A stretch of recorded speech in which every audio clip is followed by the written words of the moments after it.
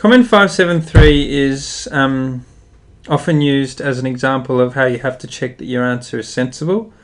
Now it's just a rule of thumb, but if you answer an inequality question like this,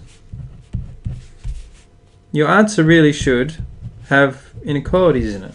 So in other words, if there was those sorts of things in the question, then there should be those sorts of things in the answer. Now, this is important because there are certain types of questions where there's complicated procedures involved. So for example, this question is a quadratic. It's a quadratic inequality, therefore it has to be done with a graph. In order to graph it, you need to work out intercepts. So you do a little mini calculation of your own, and you get x equals 4 or x equals 1. Okay?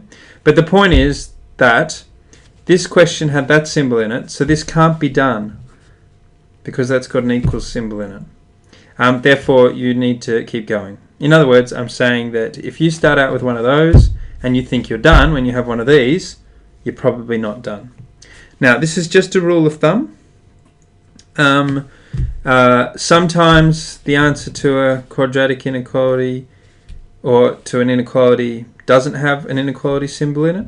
So for example, the answer to that inequality is just plain old x equals 0. In other words, there's only one number which when you square it gives you an answer less than or equal to 0, and that is it. So this is a rare instance of where a question that had an inequality symbol in it has a solution that does not.